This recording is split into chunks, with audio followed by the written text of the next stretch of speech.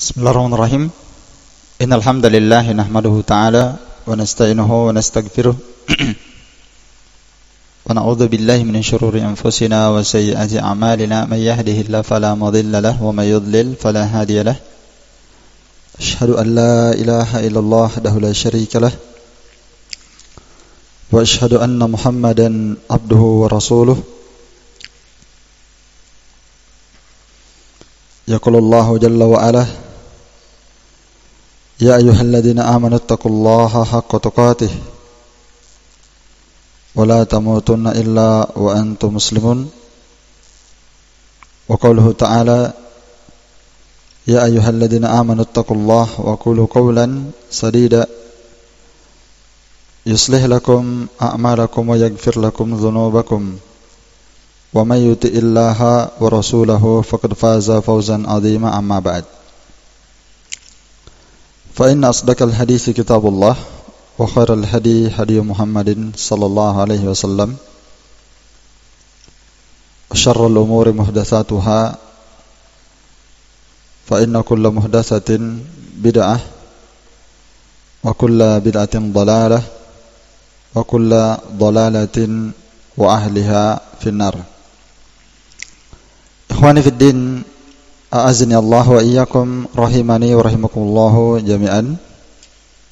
Alhamdulillah, pada hari ini kita lanjutkan kembali kajian kita membahas kitab Minhajus Salikin wa Tawdihul Fiqh fid Din, karya Al-Allamah Al-Faqih Abdurrahman bin Nasir As-Sa'di rahimahullahu ta'ala. Kita sekarang berada pada majelis yang ke-79, masih membahas ahkamul janaiz, ahkam seputar masalah jenazah. Kemarin kita sudah berada pada akhir pembahasan menguburkan jenazah, ya. Akhir pembahasan penguburan jenazah. Di sini masih ada dua tambahan sedikit tentang masalah penguburan jenazah, yaitu yang pertama, boleh mengeluarkan jenazah dari kuburnya dengan tujuan yang benar. Ya. Boleh mengeluarkan jenazah mayit dari kuburan dengan maksud yang dibolehkan, dengan tujuan yang sahih. Ya. Sebagaimana kalau seandainya si mayit itu dikuburkan sebelum dimandikan, sebelum dikafani, kalau diketahui dengan pasti maka dikeluarkan. Itu diantara tujuan yang sahih, tujuan yang diizinkan dan dibolehkan. Termasuk tujuan yang dibolehkan membongkar kuburan, mengeluarkan jenazah dengan tujuan yang sahih adalah memindahkan jenazah dari tempat yang tidak diperbolehkan, seperti dikuburkan di depan rumah, dikuburkan di belakang rumah, boleh digali, dipindahkan ke kuburan umum, pekuburan kaum muslimin. Itu garden sahih, maksud yang dibenarkan juga. Iya, karena sekarang orang menguburkan ini macam-macam, ya. Ada orang dikuburkan di kebun, ada orang dikuburkan di sawah, kuburkan di rumahnya, ada dikuburkan di masjid. Dan yang paling parah kalau dikuburkan di masjid, ya, itu sudah bukan lagi boleh, ya, harus dibongkar. Kalau dikuburkan di masjid, di pekarangan masjid masih mending, di luar masjid maksud saya. Kalau di dalam masjid, masuk di dalam masjid, apakah di dalam masjid, di depan, di tengah, di belakang, atau masuk dari teras masjid, yang masuk bagian masjid itu wajib dibongkar karena salat di situ tidak syah. Dan menurut mazhab Syafi'i, ya, dan pendapat yang benar yang dikuatkan oleh para ulama, bahwa mana yang lebih dahulu dibangun, maka yang di belakang itulah yang dibongkar. Iya. Kalau misalnya, ya, masjid dibangun, kemudian setelah itu datang kuburan, dimasukkan di masjid, maka kuburan yang di belakangnya ini yang dibongkar, kemudian dipindah. Bukan boleh, wajib dibongkar karena menjadikan sholatnya orang itu tidak sah di situ. Baik. Namun kalau kuburan yang duluan, ada kuburan duluan, dibangun masjid di atasnya, maka masjidnya dibongkar. Ya, itu hukum umumnya ya. Masjidnya yang dibongkar. Baik. Apalagi telah datang dalil-dalil ya tentang keharaman membangun di atas kuburan. Haram, dalilnya banyak ya, umum. Secara umum tidak boleh membangun di atas kuburan. Tidak boleh menginjak kuburan. Ya, tidak boleh mengkapurinya. Tidak boleh dicat. Tidak boleh disemen. Tidak boleh dipagari. Dan tidak boleh orang membangun di atasnya. Nah, mau bangunan kecil, bangunan besar terserah ya. Apakah bangunan memang asalnya untuk kuburan atau dia membangun di atasnya? Dia membangun ruko, bangun rumah ya, jelas tidak boleh.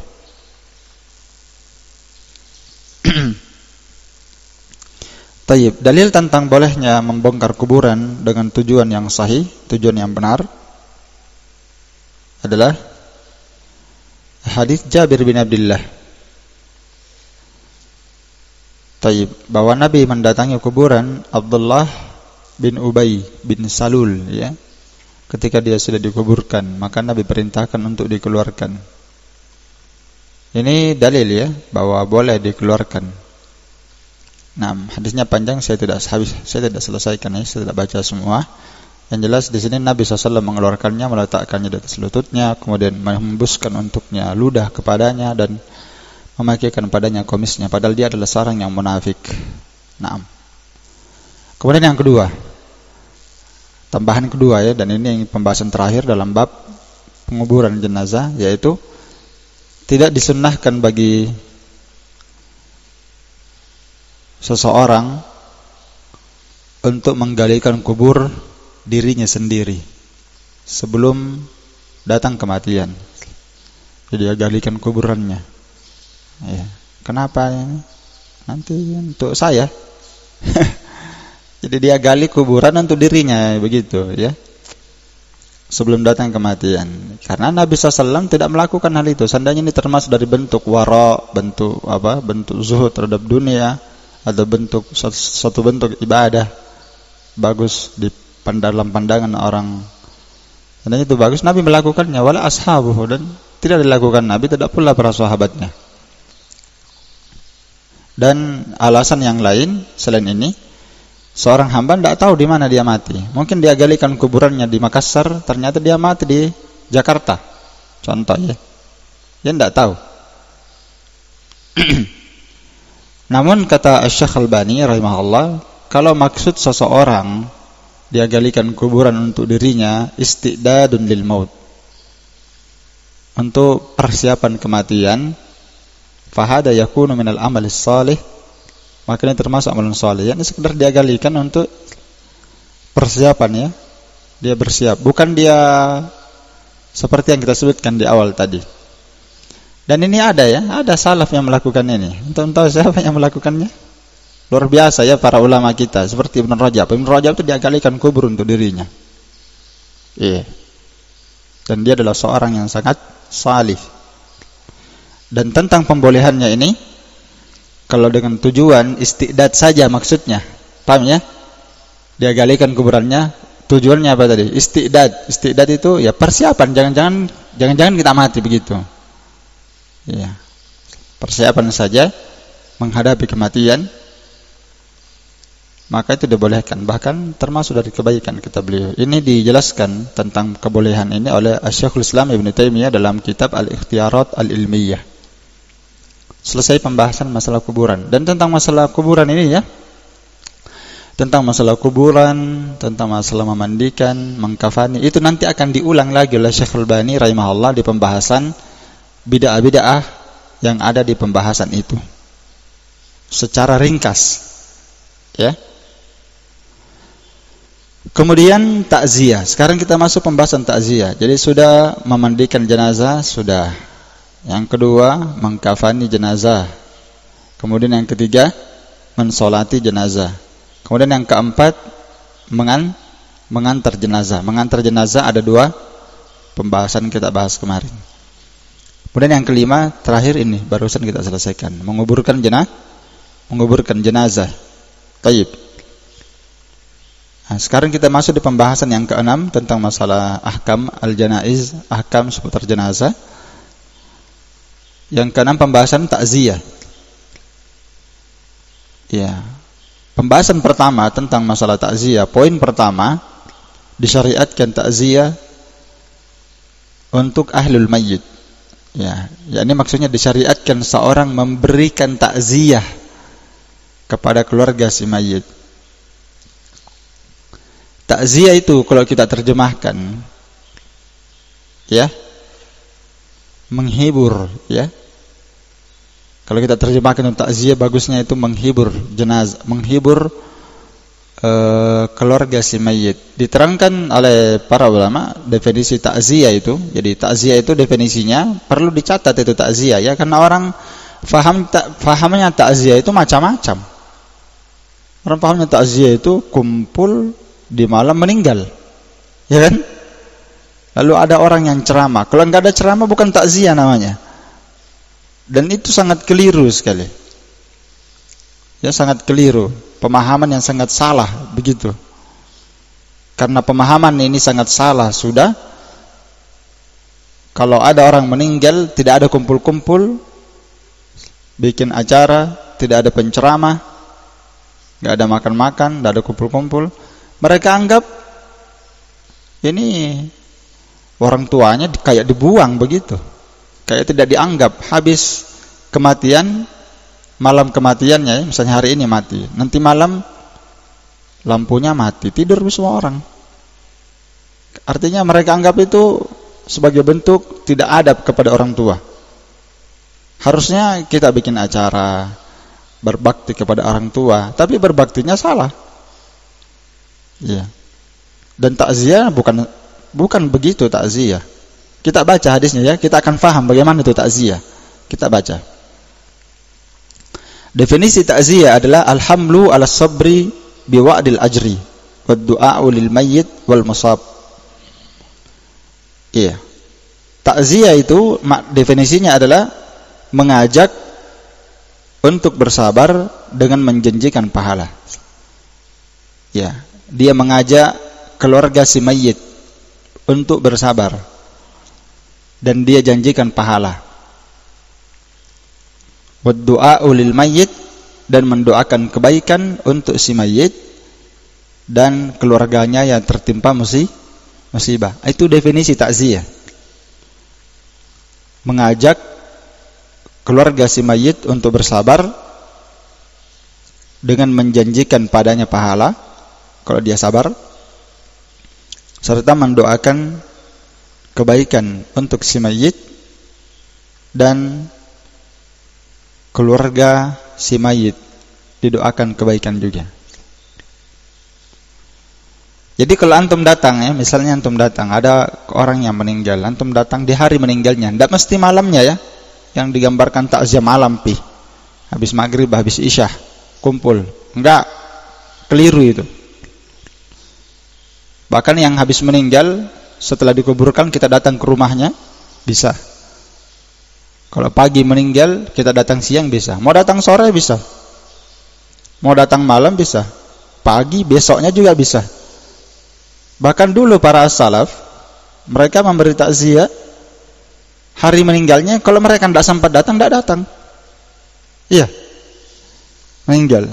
Siapa yang sempat mampir, mereka singgah. Kalau mereka sempat memberikan takziahnya masing-masing. Jadi takziah itu masing-masing sebenarnya, ya. Masing-masing orang yang sempat. Ya, kalau misalnya besok dia kebetulan ketemu imma fil bait, mungkin ketemu di rumahnya, mampir, atau ketemu di masjid. Kan bisa ketemu di masjid, keluarga si mayit, ya kan? Atau ketemu di mana? Ketemu di pasar. Mereka berkata, isbir, sabarlah. Ya. Taib. Allah Ta'ala berfirman misalnya, kan, innama yuwaffas sabiruna ajrahum bighairi hisab. Sesungguhnya Allah Ta'ala telah menjanjikan dan memenuhi pahala untuk orang yang bersabar. Berapa pahalanya orang yang bersabar? Kata Allah, bighairi hisab. Apa maknanya bighairi hisab? Bighairi waznin, kata para ulama. Tidak bisa ditimbang pahalanya. Kan bisa membesarkan hatinya kan? Antum hafal satu ayat ini saja, antum sudah dapat pahala takziah. Dan orang memberi takziah itu ada pahalanya ya. Ada pahalanya. Jadi tidak mesti antum harus ke rumahnya, tidak. Antum ketemu di jalan, temu di pasar, temu di masjid, antum berkata, sabar Kiai, insyaallah nanti Allah gantikan yang lebih bagus. Sudah, itu takziah sudah. Itu sudah takziah. Mau ketemu di mana terserah. Tidak mesti antum di rumahnya duduk kumpul 2 jam, setelah itu makan kue. Itu keliru sekali. Iya. Tayyib. Antum menyabarkan dia, antum doakan mudah-mudahan insyaallah ayahnya antum, abinya antum yang meninggal itu insyaallah dikasih rahmat, diampuni oleh Allah Ta'ala, dan antum juga bisa dibuat istiqomah. Besarkan hatinya, dihibur. Jadi takziah itu sebenarnya menghibur ya, dihibur supaya kesedihannya berkurang ya. Baik. Kalau sekarang di antara bentuknya sebenarnya tidak apa-apa juga ya. Kadang dibawakan makanan ya. Itu bagus, menghibur dia kan, karena dia sibuk. Bawakan ke rumahnya makanan, itu bentuk takziah. Seperti Nabi dan keluarganya, diantarkan makanan ke rumahnya, diantarkan makanan, dikasih uang, tidak apa-apa juga. Kalau orang sekarang itu dikasih uang sekarang, orang yang datang bawa uang, karena orang tertimpa musibah kan, ketika dikasih dia apa menyenangkan dia seperti uang kan, itu menghibur dia. Nah. Jadi intinya itu takziah tadi tidak mesti identik dengan di malam hari. Takziah 3 malam. Dan apalagi ada kesalahan lain di pembahasan takziah itu. Membatasi takziah 3 malam itu juga keliru. Jadi sudah banyak salahnya. Membatasi takziah 3 malam. Tidak mesti, mau takziah kapan saja, tidak ada batas takziah. Di sini tentang masalah disyariatkannya takziah itu ada beberapa dalil ya. Ada beberapa dalil. Di antaranya adalah hadis Qurrah Al-Muzani. Nabi SAW kalau beliau duduk bermajlis, maka sekelompok sahabat ikut bermajlis bersama beliau. Dan di antara sahabat yang ikut bermajlis dulu, ada biasa ikut anak kecilnya. Nah, ini dalil bahwa orang datang ke majlis gak apa-apa dibawa. Tidak apa-apa dia bawa anak-anak ya. Nah, seperti ini. Dia bawa anak-anak. Anak ini biasa duduk di belakang abinya. Kemudian abinya dikasih duduk di depannya. Jangan duduk di situ, di sini duduk di depannya. Dan Nabi SAW biasa melihat anak-anak seperti ini di majelis. Nabi menegurnya, berbicara dengannya, menyenangkan orang tuanya. Ini luar biasa ya, karena asalnya seorang muslim itu yang sudah kenal agama, kalau dia punya anak kecil dia bawa ke masjid. Yang penting anaknya ini tidak bikin kacau orang sholat ya. Iya, dilihat juga kondisinya. Selama tidak bikin kacau, dia hantam semua orang yang sholat, wah ini jangan dikasih keluar kandang dulu karena dia kasih kacau orang. Iya. Jadi tidak apa-apa dibawa ke masjid kalau dia bagus, karena itu pendidikan untuk dia. Kemudian setelah Nabi SAW melihat majelis dan Nabi melihat anak itu, Nabi SAW berkata kepada ayahnya, tuhibbuhu, ya, kau mencintainya?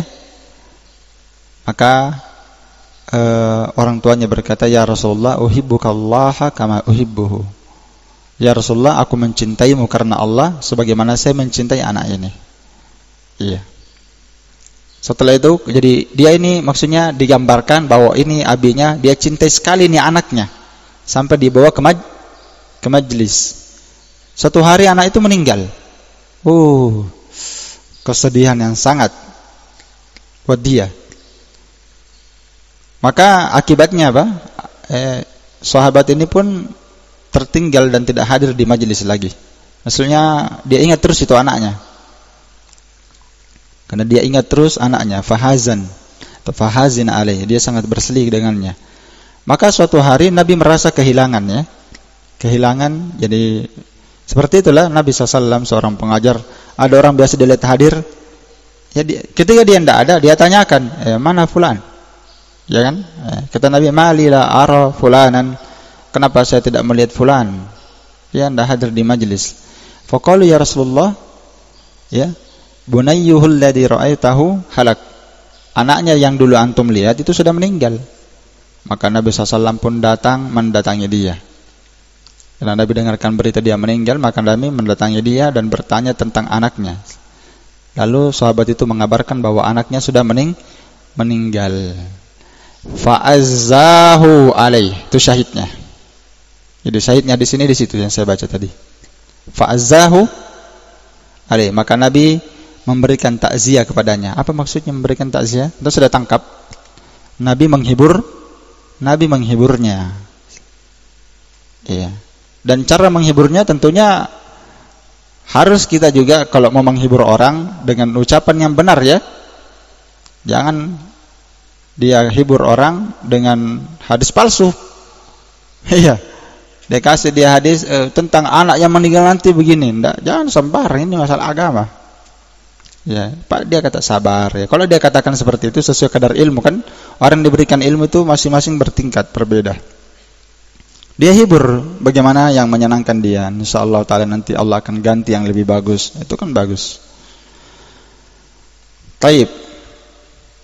Dan seterusnya itu jadi syahidnya, ya. Saya tidak baca sampai habis. Dalil yang lain diantaranya adalah hadis Anas bin Malik. Nabi bersabda, "Man azza akhahul mu'min fi musibatin kasahullahu hullatan khadra yuhbaru biha yaumal qiyamah." Dalam hadits Anas bin Malik, Nabi SAW menjelaskan tentang keutamaan memberikan takziah. Kata Nabi, siapa yang memberikan takziah kepada saudaranya yang beriman. Apa yang takziah tadi? Menghiburnya, menyabarkannya, mendoakannya kebaikan. Iya. Siapa saja yang menghibur, memberikan takziah kepada saudaranya mukmin ketika tertimpa musibah. Tidak mesti musibah ini kematian, ya. Musibah di sini umum. Tidak mesti orang memberi takziah itu apa? Mati dia, mati anaknya baru dikasih takziah. Tidak, takziah itu sifatnya umum, menghibur. Kalau misalnya rumahnya kebakaran, musibah juga kan? Rukonya rusak, hancur, terbakar. Tentu dia pasti butuh hiburan, ya. Luar biasa, rumahnya hancur, terbakar, habis hartanya. Padahal dia sedih. Maka didatangi, diberi takziah. Ya. Jadi sifatnya umum itu takziah, bukan cuma kematian saja. Siapa yang memberikan takziah, hiburan kepada saudaranya yang tertimpa musibah, maka Allah Subhanahu wa taala akan memberikan kepadanya pakaian hullah. Hullah itu sutra. Sutra yang berwarna hijau. Tentunya sutra yang terbuat dari surga. Yuhbaru biha yaumal qiyamah, yang dia akan pakai sutra itu, berbangga dengannya pada hari kiamat. Qila ya Rasulullah ma yuhbar. Jadi kata Nabi, dia akan diberikan pakaian hullah, pakaian sutra yang berwarna hijau, yang dia akan yuhbar dengannya. Sahabat, apa itu yuhbar? Kata Nabi, yugbat. Ya, dia akan dicemburui, gibtah, ya. Yugbat atau gibtah. Ya, ini orang kalau dia lihat itu pakaian, orang cemburu, luar biasa bajunya. Nah, dari surga, ya. Orang akan gibtah dengannya kalau seandainya dilihat. Nah, ini padahal memberi takziah itu tidak sulit. Iya kan? Tidak sulit memberi takziah. Ketemu dengan orang tertimpa musibah, dia sabarkan, dia nasihati. Ini luar biasa, ini agama. Dan dari dua hadis ini, kata Syekh Al-Albani, ya, khususnya hadis yang pertama, ya, menunjukkan tentang adanya takziah, ya, dalil yang paling layak dijadikan anjuran untuk bertakziah, khususnya hadis yang pertama, ya. Taib. Dalam sebuah dalil, man azza musaban falahu mithlu ajrihi. Nah, ada hadisnya yang lemah, ya. Siapa yang memberikan takziah orang tertimpa musibah, maka dia akan mendapatkan pahala yang sama. Wa in jara alaihi jamaahirul musannifin. Iya. Walaupun telah berjalan hadis ini dijelaskan oleh jumhur orang-orang yang menulis, misalnya jumhur orang-orang yang menulis dia sebutkan hadis-hadis ini sangat banyak sekali ya. Di buku-buku maksudnya ini hadis tersebar. Tapi hadisnya dhaif. Ya, min jami'i turuqi, dari seluruh jalannya. Sebagaimana dijelaskan oleh Imam An-Nawawi dalam Al-Majmu' dan Al-Asqalani, maksudnya Al-Hafidz Ibnu Hajar dalam kitabnya At-Talkhis, dan dalam juga Irwaul Ghalil karya siapa yang punya Irwaul Ghalil? Syekh Albani. Irwaul Ghalil ya? Iya. Syekh Albani ya? Tayyib, sekarang adab yang kedua. Masalah takziah. Tadi itu adab pertama ya. Sekarang kita masuk adab yang kedua. Tayyib, yu'azzihim bima yadhunna annahu tusallihim wa yakuffu min huznihim. Di antara takziah itu adalah seorang memberikan takziahnya kepada seorang muslim yang tertimpa musibah. Takziah yang kira-kira dia sangka itu bisa menyenangkan dia, bisa menghibur dia, atau apa? Yakuffu min huznihim, bisa mengurangi kesedihannya. Ya. Dan takziah yang apa lagi?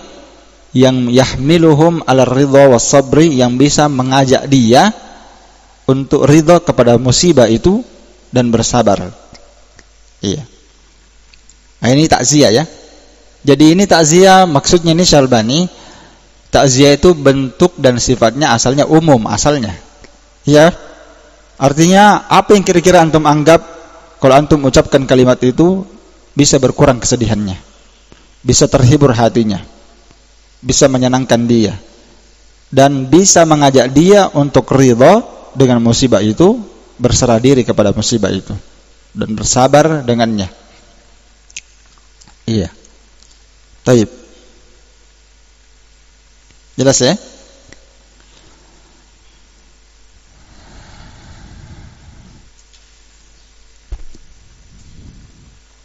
Jadi di sini mana yang tayassar minal kalam, ya, mana yang mudah dari kalam yang bisa mengantarkan kepada maksud ini, selama ya syaratnya ini sesuatu yang bisa mengantarkan dia kepada maksud-maksud tadi, selama la yukhalifu syara', selama kalamnya itu tidak menyelisih apa? Syariat. Nah, itu tadi yang sudah kita sebutkan, selama tidak menyelisih syariat. Di antara dalilnya tentang hal ini adalah hadits Usamah bin Zaid. Ya. Taib. Sebagian dari anaknya, anak perempuannya Nabi SAW, sebagian dari anak perempuannya, tidak disebutkan di sini siapa namanya anak perempuan Nabi SAW ini, dia mengutus seorang utusan kepada Nabi. Ya. Apa penyampaiannya? Kata utusan itu, anna sobiyan laha ibnan au ibnatan. Dia sampaikan bahwa anak perempuannya ini, anaknya anak perempuannya, jadi cucunya Nabi. Ya. Apakah dia laki-laki atau dia perempuan? Di sini rawinya syak ya. Ya, dalam riwayat lain Umaymah bintu Zainab. Jadi yang mengutus di sini adalah Zainab ya. Zainab anak perempuannya Nabi SAW. Anaknya yang bernama Umaymah, cucunya Nabi ya, paham ya? Cucunya Nabi. Dia sampaikan, Zainab mengutus seorang utusan sampaikan kepada Nabi bahwa ini anak saya, cucunya beliau sedang sakit, ihtadarat ya. Uhtudirat itu maksudnya sakaratul maut. Dia sedang sakaratul maut sudah. Fa ashhadna, perintah hendaklah Nabi SAW menyaksikankah kami ini yang sedang tertimpa cobaan. Jadi Nabi diminta dengan sangat untuk mendatanginya.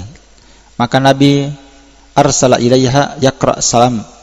Maka Nabi SAW mengutus kembali utusan itu dan beliau berkata, sampaikan salam dariku.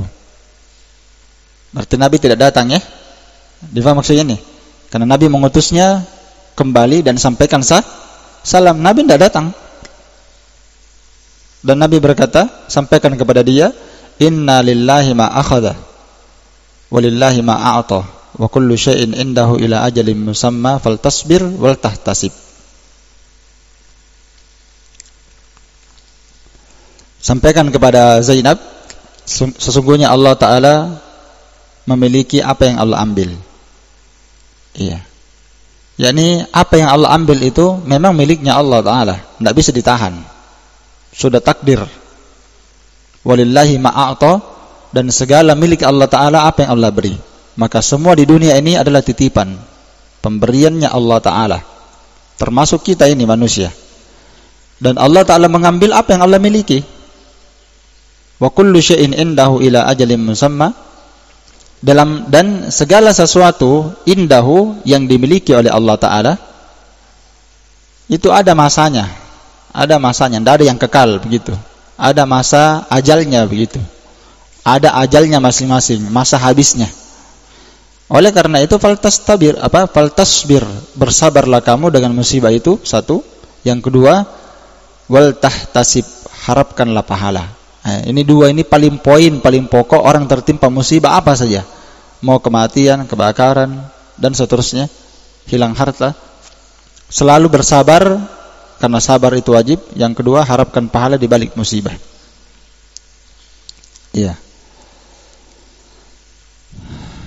Dan ini zahirnya Nabi SAW tidak datang ya. Iya, pertamanya ini.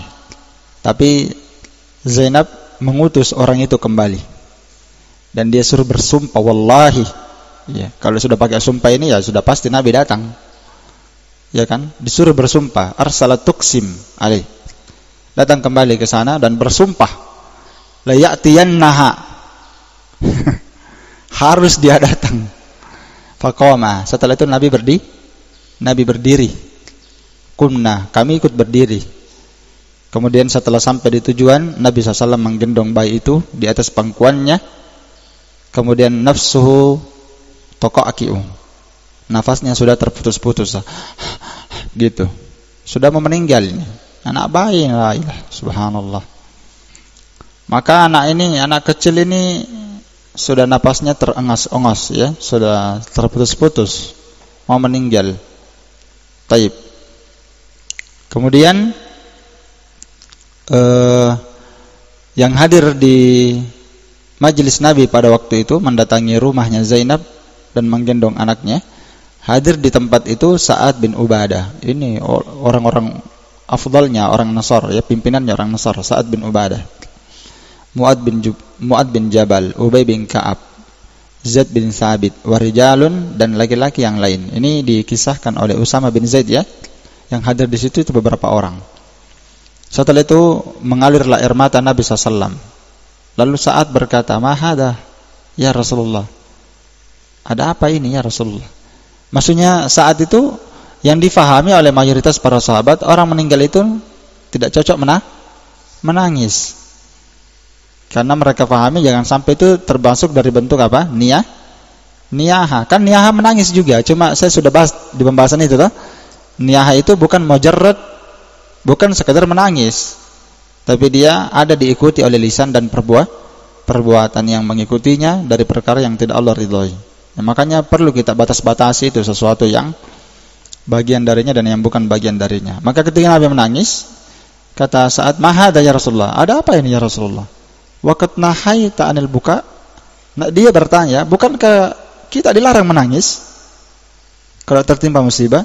Maka Nabi berkata, "Innama hadhihi rahmatun yada'uha Allah fi qulubi man yasha'u min ibadihi." Sesungguhnya air mata ini adalah rahmat, kasih sayang kepada kerabat yang meninggal, yang Allah letakkan di hati orang yang Allah kehendaki dari hambanya. Ya. Karena sepengetahuan kita, orang meninggal keluarganya, meninggal kerabatnya, ya orang normal menangis ya. Ada juga yang tidak menangis itu. Ya. Tapi orang yang ya Allah yang lembut hatinya pasti dia akan menangis. Innama yarhamullahu min ibadihi ruhama. Sesungguhnya Allah Ta'ala merahmati dari hambanya yang juga penyayang kepada hamba yang lain. Namun saya ingin sampaikan bahwa ini faedah untuk hadis ini, ada faedah yang sangat bagus yang sering teringat di benak saya tentang perkataan Imam Nawawi tentang hadis ini. Ini paling bagus sekali yang sering saya ingat. Tentang ucapan takziah yang terbaik kata Imam An-Nawawi rahimahullahu taala, ya, hadal hadis ahsanu ma yu'azza bihi. Kata beliau, hadis ini merupakan ucapan takziah yang paling terbaik yang dilakukan oleh seorang muslim untuk orang yang tertimpa musibah. Iya. Ahsanu ma yu'azza bihi. Iya. Jadi hadis ini menjelaskan tentang sigo, ya. Jadi hadis ini menjelaskan tentang sigo, bentuk takziah yang warid. Iya, yang warid. Dan Imam An-Nawawi mengatakan ini sigo yang paling bagus, yang paling ahsan yang diucapkan oleh seseorang terhadap orang yang tertimpa musibah. Dan ini artinya apa? Ya, masih ada ucapan yang lain yang bisa diucapkan. Karena intinya tadi sudah kita katakan bahwa bab yang kedua ini dia memberikan takziah dengan sesuatu yang bisa menyenangkan, mengurangi kesedihannya, mengajak dia untuk ridha dan bersabar. Dan inilah ucapan Nabi yang paling bagus. Naam. Cuma ini butuh disyarah, ya, butuh dijelaskan sedikit.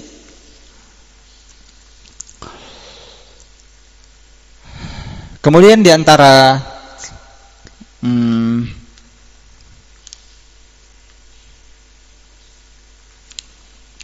adab takziah yang ketiga sekarang, ya.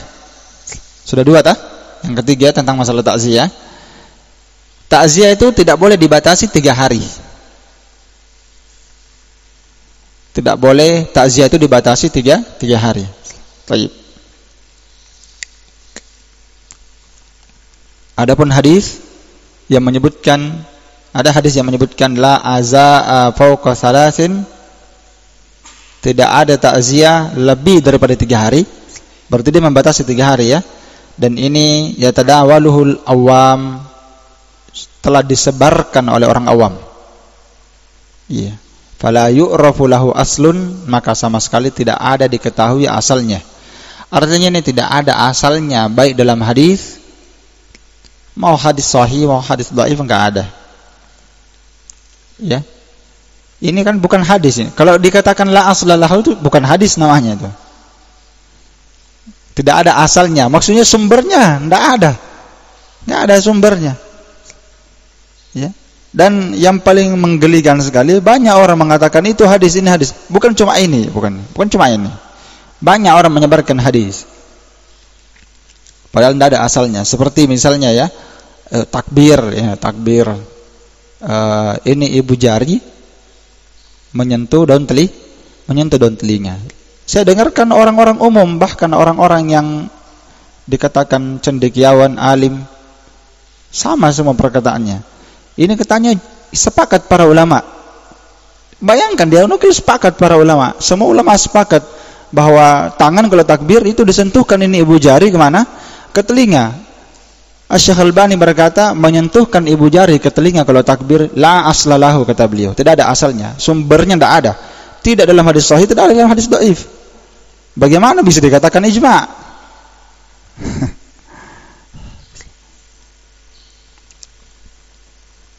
Maka takziah ini tidak boleh dibatasi 3 hari.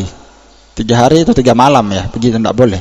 Bertakziah cuma 3 hari saja. Tidak boleh lewat, itu tidak ada hadisnya. Bahkan yang benarnya mataru al-fa'idah fit ta'ziyah atabiha. Bahkan yang sahih, yang benar sesuai syariat adalah kapan seorang melihat, ya, ada faidah memberikan takziah di situ, maka dia lakukan. Makanya saya terangkan tadi takziah dari awal, ya. Mau ketemu di pasar, di rumah, di masjid, di jalan, kapan dia lihat di kondisi itu bisa memberikan takziah, menghibur, dilihat kondisi juga, ya. Karena ada kondisi-kondisi juga tidak cocok dia berceramah di situ. Ya. Misalnya kondisi ribut sekali, ya. Ya. Kondisi ribut, ramai sekali ribut. Lalu dia sabar, orang tidak dengar, ya. Karena kondisinya tidak cocok. Jadi dikasih kondisi di saat tenang, dia duduk, bagus penerimaannya. Di situ orang diberi nasihat itu mantap. Makanya Ali bin Abi Thalib, coba lihat kisahnya Ali bin Abi Thalib dengan muridnya Kumail bin Ziyad, ya. Itu cara mengajar yang bagus itu. Ya.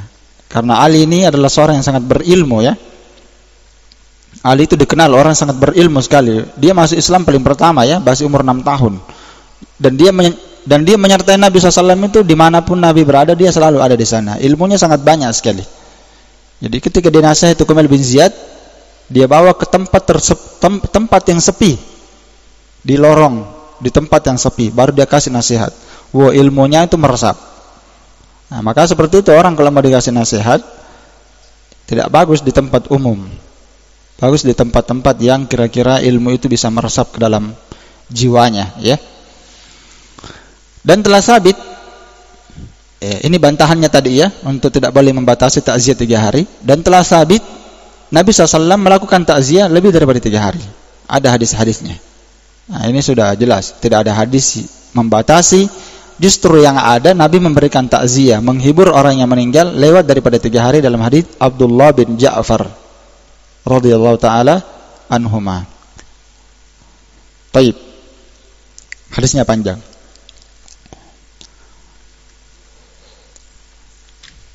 Kemudian adab yang selanjutnya. Sepantasnya dalam takziah itu, ini sudah adab yang sangat penting sekali sudah ini. Ya.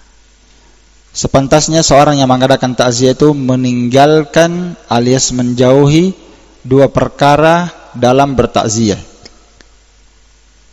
Sepantasnya dan seharusnya seorang meninggalkan 2 perkara dalam melakukan takziah.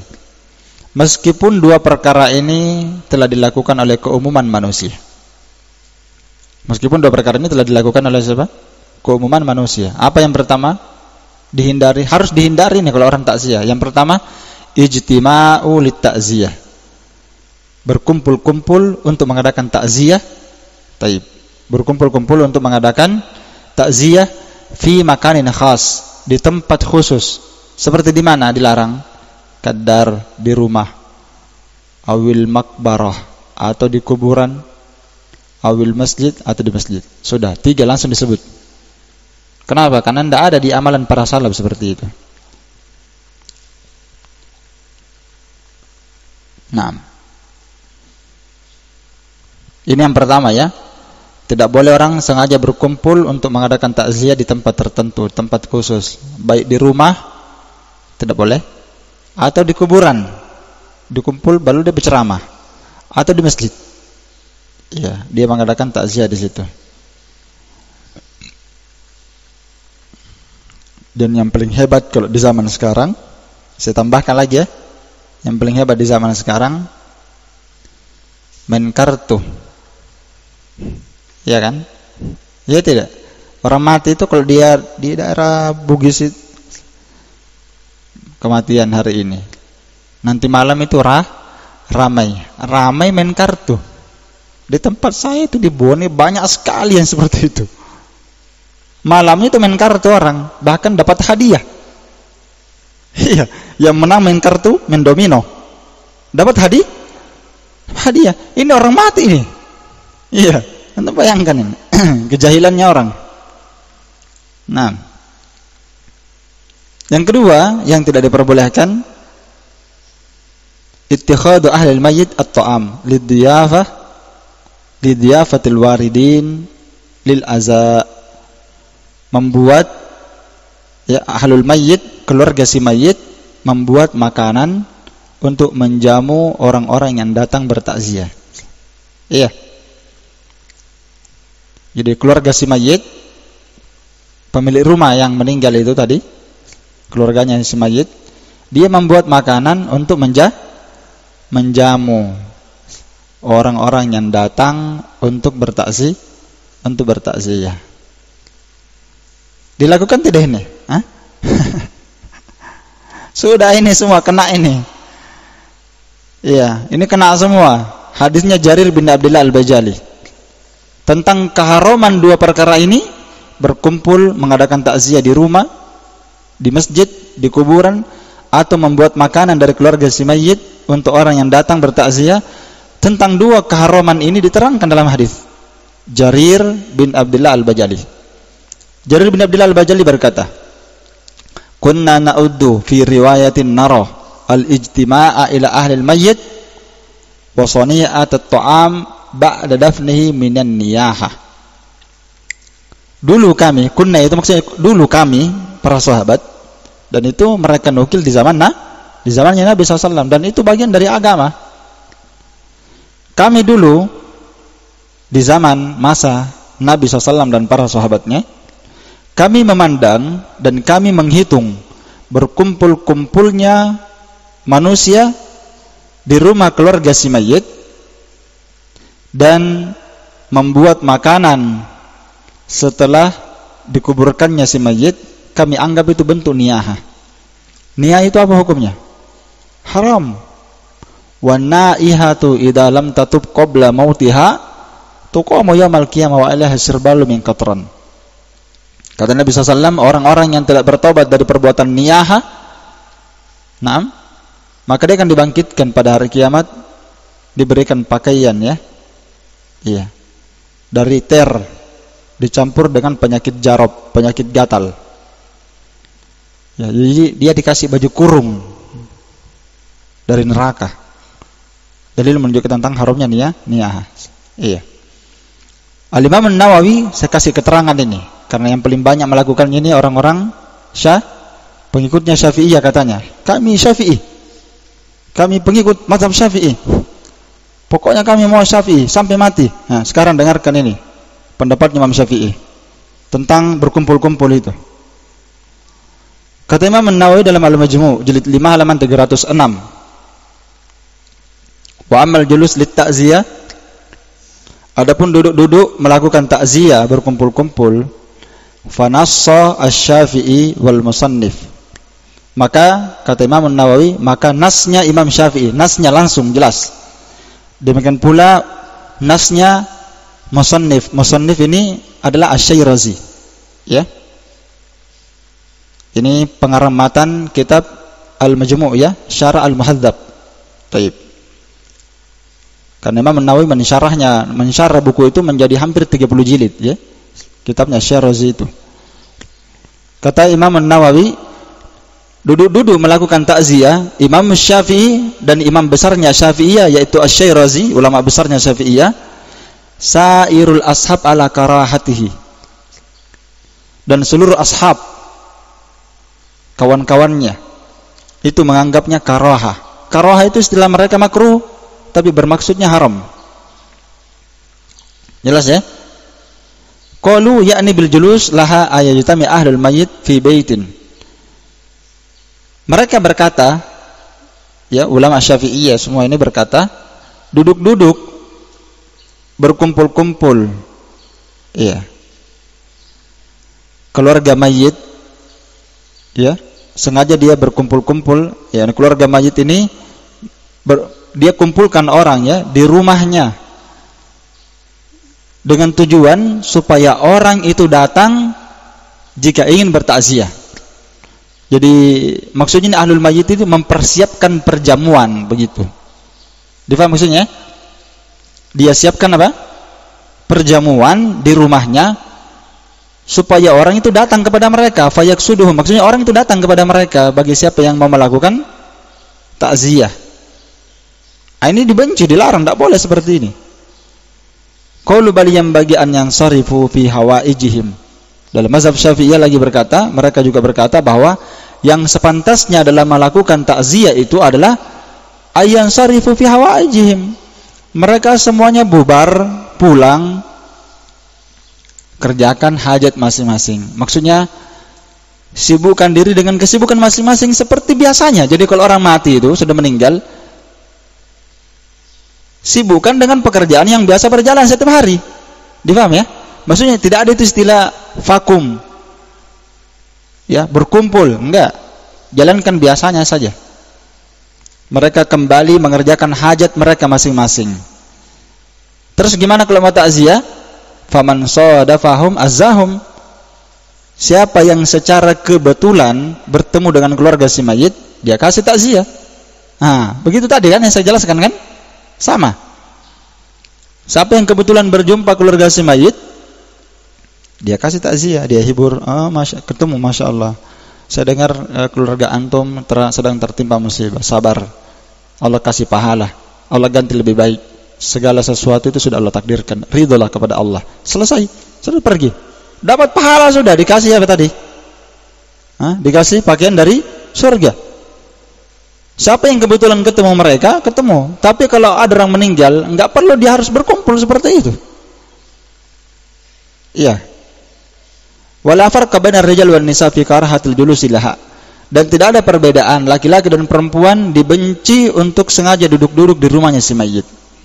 Sengaja berkumpul dan keluarga si mayit ini sengaja buat makanan lagi, apalagi itu.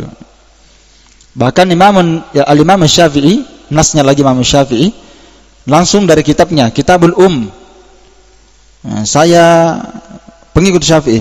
Antum tahu apa kitabnya Imam Syafi'i? Tidak ada kitabnya Imam Syafi'i dia hafal.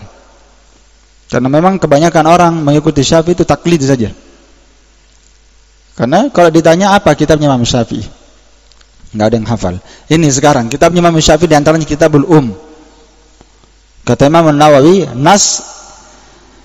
nasnya Imam Syafi'i dengan tegas diisyaratkan oleh Imam Nawawi dalam kitabnya Imam Syafi'i jilid 1 halaman 248. Imam Syafi'i berkata, akrahu al-ma'atam wahya al-jamaah.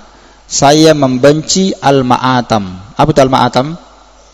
Sengaja berkumpul setelah kematian. Di sini saya sampaikan ya, antum paham ini maksud kalimat akrah ini. Akrah itu istilah ulama salaf. Kalau Imam Syafi'i berkata akrah, maksudnya itu haram. Difaham ya? Kalau istilah ulama mutaqaddimin menggunakan makruh, maka yang maksudnya mereka haram. Kana makruhan indallah. Ada ayatnya kan? Makruhan indallah. Ini ayat disebutkan makruhan indallah. Antum lihat sebelumnya apa? Perbuatan dosa besar semua disebutkan. Iya kan? Perbuatan maksiat dosa besar. Lalu Allah katakan itu semuanya makruh di sisi Allah. Apa maksudnya makruh? Makruh dikerjakan tidak berdosa, ditinggalkan dapat pahala. Itu makruh. Dan tidak mungkin makruh ini yang dimaksudkan. Istilah makruh itu ulama mutaqaddimin ketika menggunakannya maksudnya haram. Terus kenapa ada makruh? Itu penggunaan ulama belakangan yang mengatakan makruh itu kalau dikerjakan tidak berdosa tapi ditinggalkan dapat pahala. Iya. Sehingga mereka membagi makruh terbagi dua. Makruh kata ulama belakangan terbagi dua. Ada makruh litanzih dan ada makruh litahrim. Ada makruh bermakna tanzih, ya, larangannya tidak sampai haram, dan ada makruh litahrim, pelarangannya sampai haram.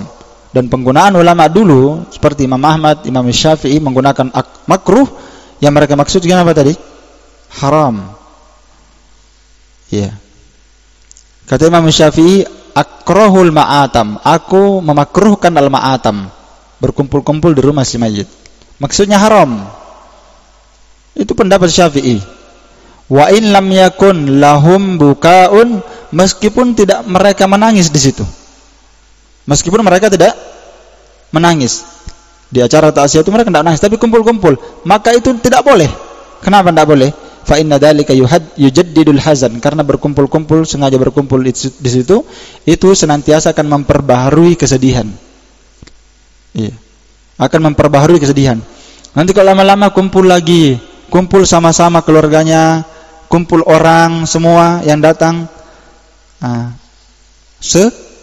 sedih lagi, iya tidak? Akan membuat lagi dia apa? Bersedih. Akhirnya setiap, coba dibayangkan ya, kalau mereka selalu kumpul seperti itu, selalu akan mengingat kesedih, selalu mereka akan bersedih. Dan syaitan itu paling suka kaum muslimat itu bersedih. Syaitan itu sangat suka ya, orang itu selalu diingatkan dengan kesedihan. Kenapa? Kata para ulama, karena kalau mereka bersedih, orang beriman itu kalau bersedih, maka itu akan melemahkan dia melemahkan dia beribadah kepada Allah Ta'ala. Ya tidak? Kalau orang bersedih itu kan tidak ada yang bisa dia buat. Itu akan melemahkan dia melakukan ibadah, ketaatan, bahkan akan menjauhkan dia dari Allah Ta'ala. Ya, makanya kesedihan itu dihindari. Wa yukalliful mu'nah, apalagi pelanggaran syariatnya, berkumpul-kumpul meskipun tidak menangis. Di samping memperbaharui selalu kesedihan, yang kedua yukallif, membuang-buang biaya.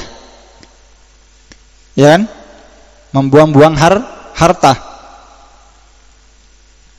Ma'ama madha fihi minal athar, bersamaan dengan itu semua perbuatan ini juga keluar dari asar.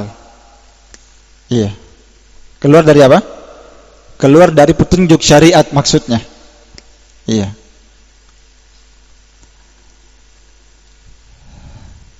Jadi ucapan Imam Syafi'i ini seakan-akan berisyarat dengan hadisnya Jarir yang kita baca tadi. Hadisnya Jarir bin Abdullah. Iya kan? Tentang ucapan Syafi'i ini seakan-akan beliau berisyarat dengan hadis ucapannya Jarir bin Abdullah. Dan Imam An-Nawawi rahimahullah taala berkata, istadallalahul musannif yakni Asy-Syairazi, ulama besar Syafi'iyah, itu beristidlal dengan hadisnya Jarir dan selain hadisnya Jarir yang mengalarang berkumpul-kumpul dan buat makanan di rumah si mayit. Imam besar ya Imam Asy-Syairazi ini, imam besarnya Syafi'iyah, itu berdalil dengan hadis ini dengan dalil lain. Dia berkata annahu muhdats, sengaja berkumpul-kumpul di rumah si mayit itu termasuk perkara muhdats. Apa itu muhdats? Bid'ah. Kalau bid'ah berarti apa? Haram. Ini luar biasa ya yang dinukil oleh Asy-Syaikh Albani. Justru pendapatnya Imam Syafi'i, Asy-Syairazi. Kenapa ya? Karena yang jadi masalah di Indonesia ini, kalau ada yang larang-larang begini, Wahabi. Iya kan? Tidak boleh takziah kumpul-kumpul. Memang Wahabi. Berarti Imam Syafi'i Wahabi. Iya kan? Kalau begitu, berarti Imam Syafi'i Wahabi. Imam Syafi'i yang melarangnya juga. Ya. Baik. Bahkan ulama Syafi'i semua dinukil ini beliau. Sudah Imam Syafi'i, Asy-Syairazi, dinukil lagi Ibnul Hammam. Ulama Syafi'iyah. Dalam Syarah Al-Hidayah jilid 1 halaman 473. Beliau berkata dibencinya ittikhadudz dhiyafah, sengaja membuat makanan untuk para tamu dari keluarga si mayit. Maksudnya keluarga si mayit yang buat makanan untuk orang-orang yang datang. Itu dibenci. Kata beliau, wahya bid'atun qabihah, itu merupakan bid'ah yang sangat buruk. Wa huwa mazhabul Hanabilah, dan ini juga mazhab Al-Hanabilah. Dalam kitab Al-Insaf. Sudah dihabisi. Mau antum mazhab apa? Syafi'i melarangnya, Hanabilah juga melarangnya. Iya, tapi kan ini sudah tradisi. Kalau dilarang, hilang sebagian dunianya para ustaz. Itulah sebabnya kenapa tidak bisa ditinggalkan yang seperti ini. Banyak hal-hal yang diharamkan, ya, tidak bisa ditinggalkan oleh kaum muslimin karena ada dai memang yang mengajaknya dan memperbolehkannya. Lanjut. Kemudian di antara adab masalah takziah ini, yang disunnahkan dalam takziah itu adalah kerabat si mayit dan tetangga si mayit, dialah yang dianjurkan untuk membuat makanan lalu dibawa kepada keluarga si mayit dan mengenyangkan mereka. Ya, yushbi'uhum, mengenyangkan mereka. Jadi kalau ada orang meninggal, siapa yang paling pantas buat makanan? Bukan ahlul mayyit, bukan keluarganya si mayit. Begitu. Yang paling pantas buat makanan siapa? Ya, kerabatnya yang dari luar. Dipaham ya? Kerabatnya dari luar, kerabatnya yang jauh. Misalnya dia di Pinrang misalnya. Ya, meninggal keluarganya. Ada kerabatnya yang jauh, tinggal di Pare misalnya.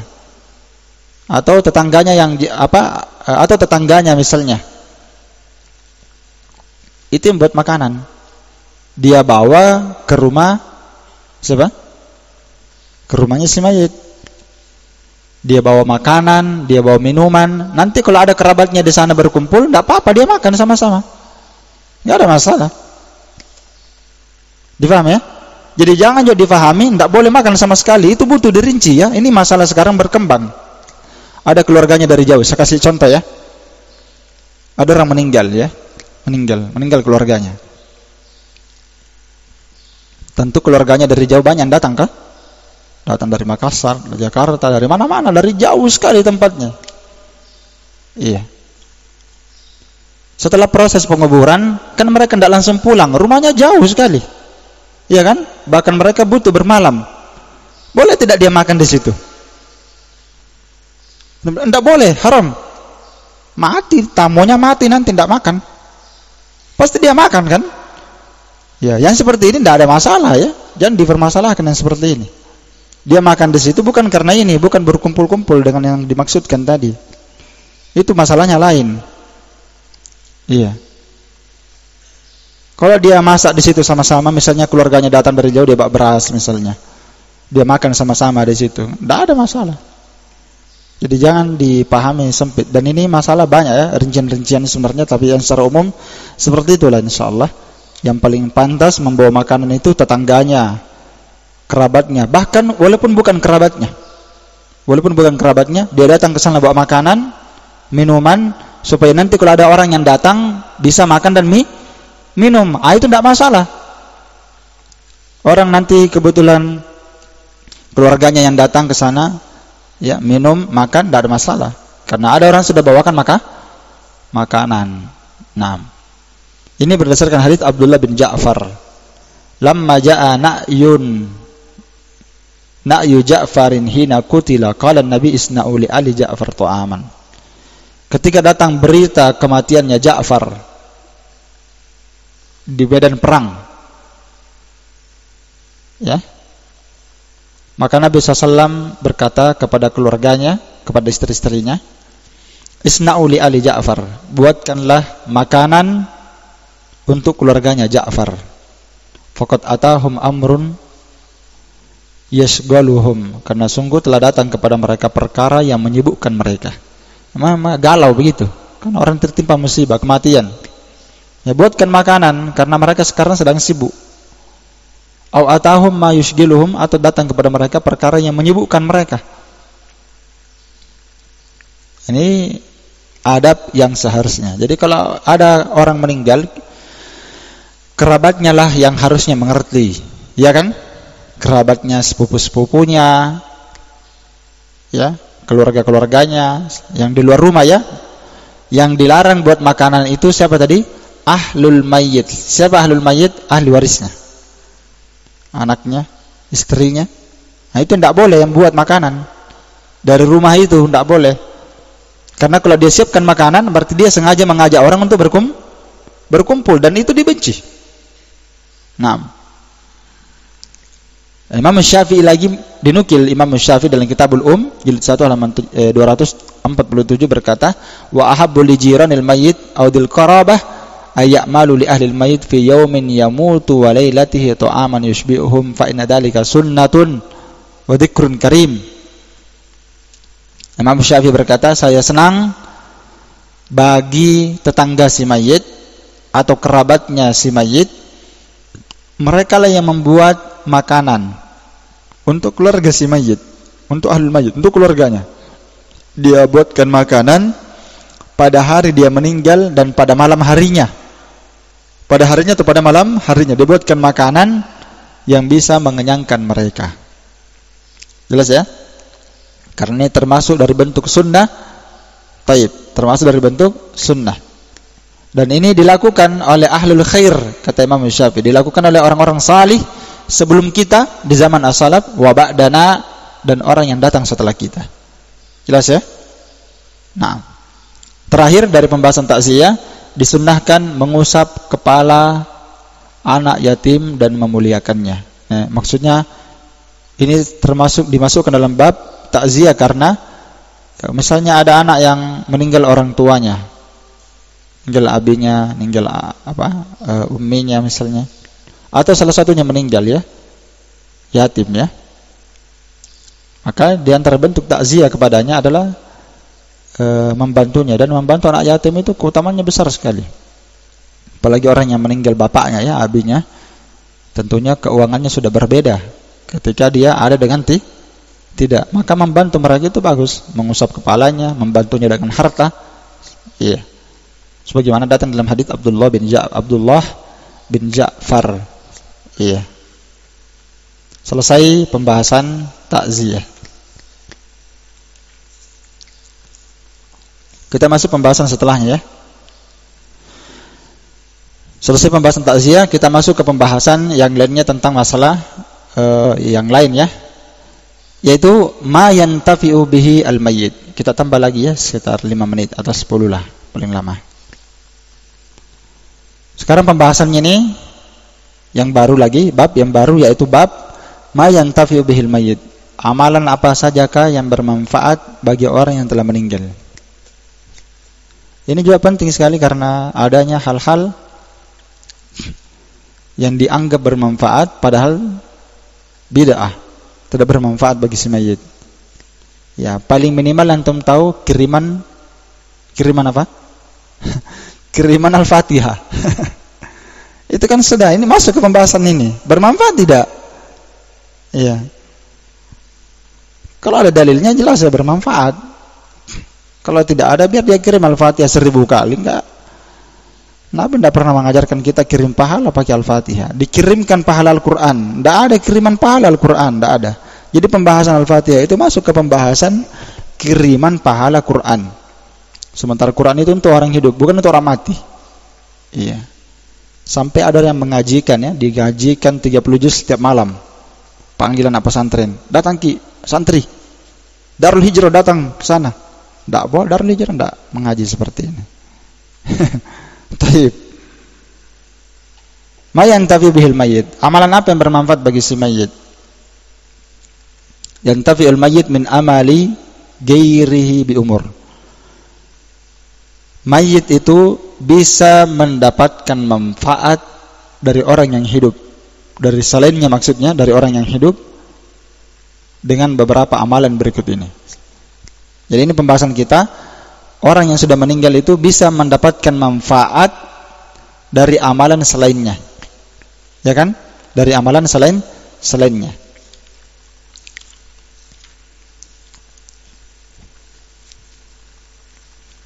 Yang pertama adalah doaul muslim lahu. Doanya seorang muslim kepada dia.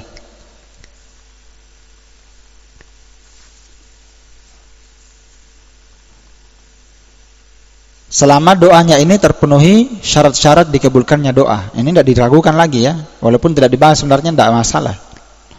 Jadi doanya seorang muslim kepada si mayit pasti bermanfaat. Kalau doanya diterima, ya sudah pasti. Kalau doanya itu ada syarat-syarat dikabulkannya doa. Dan di sini saya kasih catatan tambahan, perhatikan. Doa seorang muslim kepada si mayit. Saya kasih catatan tambahan. Ini doa berlaku umum ya. Siapa saja mendoakannya, sampai yang penting doanya itu dari doa seorang muslim. Dikabulkan doanya karena dia mendatangkan syarat-syaratnya. Jadi tidak mesti itu keluarganya yang mendoakan dia. Paham ya? Tidak mesti bilang keluarganya, anaknya doakan dia baru sampai. Tidak. Doa muslim yang sampai kepada orang yang meninggal itu berlaku umum. Siapapun yang mendoakannya. Siapapun yang mendoakannya. Iya. Itu akan bermanfaat. Dalilnya ini banyak sekali ya. Di antara dalilnya adalah firman Allah dalam surah Al-Hasyr ayat 10. Walladzina ja'u min ba'dihim yaquluna rabbana ighfir lana wal ikhwanina alladzina sabaquna bil iman. Wala taj'al fi qulubina ghillan lil ladzina amanu rabbana innaka ra'ufur rahim. Dan orang-orang yang datang setelah zaman as-salaf. Ya, setelah zamannya Muhajirin dan Ansar. Ini ayat yang ke-10 ya. Kalau antum mau paham ayat ini, maksud kalimat walladzina ja'u min ba'dihim.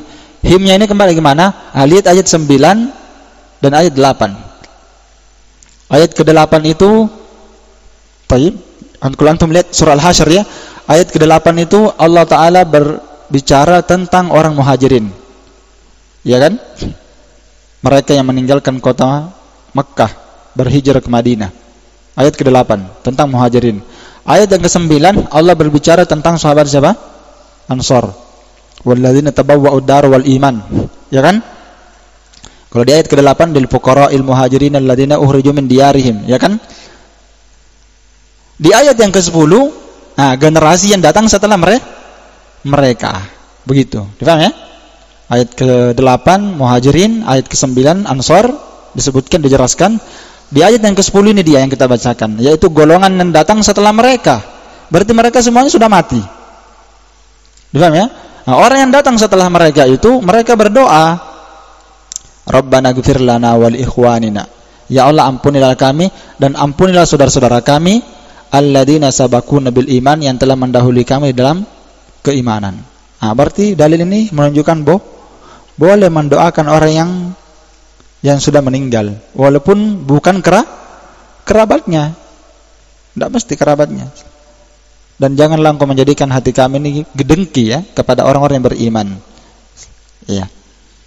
Dan hadis yang menjelaskan tentang ini sangat banyak sekali. Ya. Hadis-hadis yang menjelaskan tentang masalah ini banyak sekali ya, tentang doa seorang muslim itu sampai kepada si mayit, yaitu di antaranya ada hadis yang menjelaskan tentang salat jenazah. Itu hadis yang paling nampak jelas. Dalam salat jenazah Nabi SAW berkata, siapa yang mensalati jenazah 40 orang pasti akan dikabulkan doanya. Dalam riwayat lain 100, iya kan? Dan orang yang salat jenazah yang mensolatinya keluarganya semua? Tidak ya? Nah, berarti sampai ya kan? Siapapun yang mensolatinya, dan di dalam salat jenazah ada doa. Ya, dan tentang doa ini kita katakan ijma' para ulama. Ijma'. Ya, bukan khilaf. Ijma' para ulama bahwa doa seorang muslim kepada si mayit sampai, ijma' dengan dalil Quran dan Sunnah. Dalil lainnya adalah Nabi bersabda, da'watul mar'il muslim li akhihi bi dhahril ghaibi mustajabah. Doanya seorang muslim kepada saudaranya di kondisi gaib, di kondisi doanya dia kepada saudaranya itu dia tidak lihat. Dipaham ya? Orang yang didoakan ini tidak tahu kalau dia didoakan, begitu. Maka doanya seorang yang di kondisi tidak diketahui dia berdoa oleh kawannya, dia doakan saudaranya, temannya, gurunya, mustajabah. Doanya itu mustajabah. Inda ra'sihi malakun muakkal. Setiap orang berdoa seperti ini ya, kalau dia berdoa Allahumma misalnya, ya Allah, jadikanlah kawan saya ini istiqomah menuntut ilmu, contoh ya. Ya, dia doakan, ya Allah, berikanlah keistiqomahan kepada guru saya supaya dia terus-menerus diberkahi ilmunya dan umurnya. Misalnya ya, dia doakan seperti itu. Doa yang seperti ini mustajabah. Di kondisi orang yang didoakan tidak tahu. Makanya kenapa orang itu jangan dia kikir berdoa. Kalau dia berdoa, ingat kawannya, ingat abinya, ingat gurunya juga. Iya kan? Baik. Dia ingat hal tersebut. Setiap dia berdoa seperti ini, kata Nabi, pasti ada malaikat yang ditugaskan berada di sisi kepala orang yang berdoa. Malaikat yang diwakilkan. Setiap dia berdoa seperti ini, ada malaikat yang menjaga dia. Kullama da'a li akhihi bi khairin, setiap kali dia mendoakan saudaranya kebaikan, maka malaikat yang diwakilkan itu berkata, amin, semoga Allah kabulkan. Walaka bimislin, dan engkau juga akan mendapatkan semisal dengan doamu. Ini jelas sekali bahwa mendoakan muslim yang sudah meninggal bermanfaat atau tidak? Bermanfaat. Satu. Yang kedua, yang bermanfaat bagi orang yang sudah meninggal dari amalan orang lain ya. Dari amalan orang lain. Qada'u waliyil mayyit wa shauman nadri. Wa shauman nadri anhu. Iya. Walinya orang meninggal itu keluarganya, masuk di dalamnya walinya ini anak-anaknya, istrinya atau suaminya. Itu yang dimaksud waliyul mayyit. Keluarga si mayit mencakup anaknya, mencakup istri dan suaminya. Iya. Jika dia mengqadha puasa nazarnya si mayit. Dia mengqadha puasa apa? Nazar. Misalnya si mayit pernah bernazar berpuasa, belum sempat dia bayar puasa nazarnya, kan nazar itu wajib dia penuhi ya.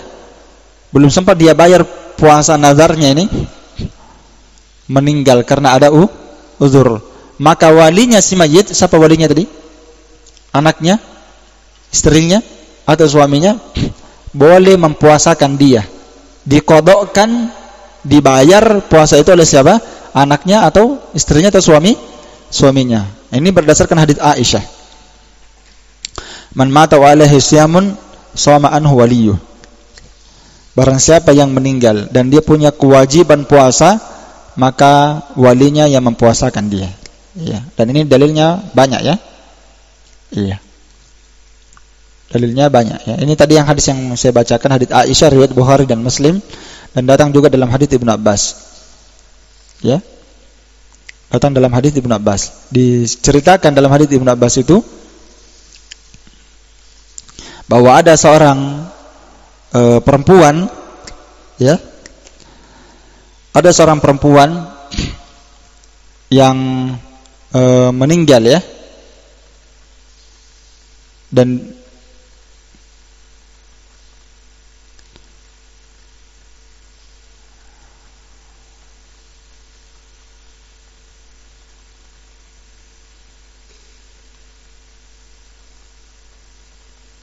dia memiliki utang puasa, ya, yang dia belum kerjakan puasa itu, utang kewajiban puasa.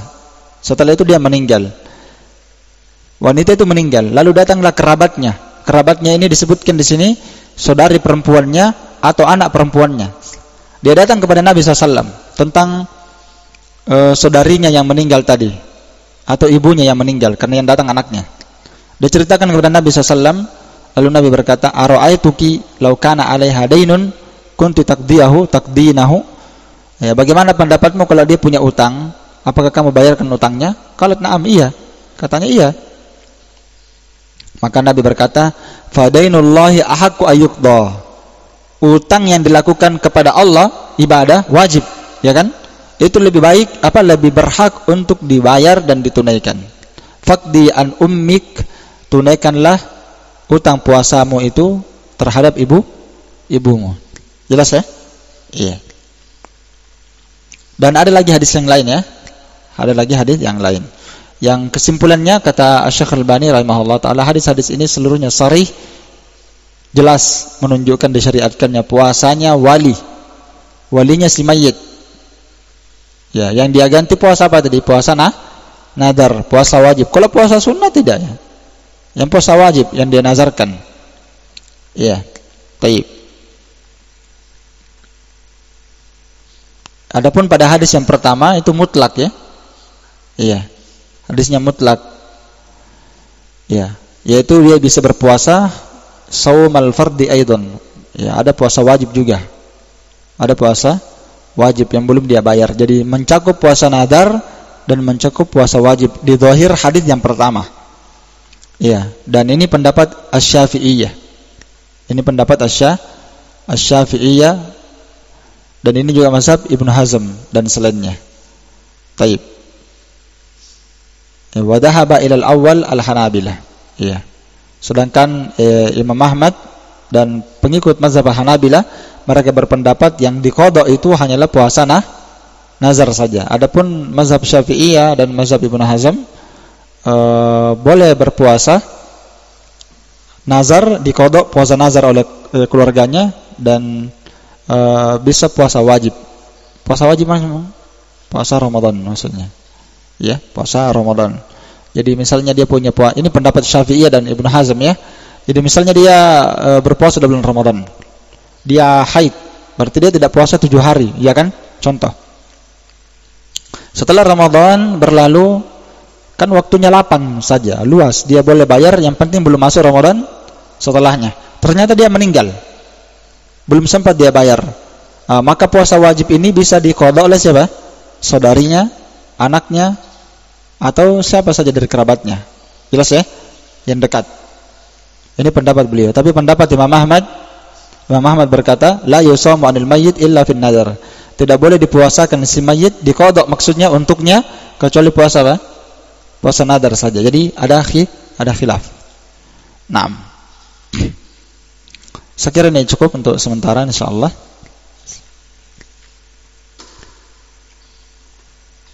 Wallahu taala a'lam bis-shawab. Naktafi bihadzal qadar. Subhanakallahumma wa bihamdik, asyhadu an la ilaha illa anta, astaghfiruka wa atubu ilaik.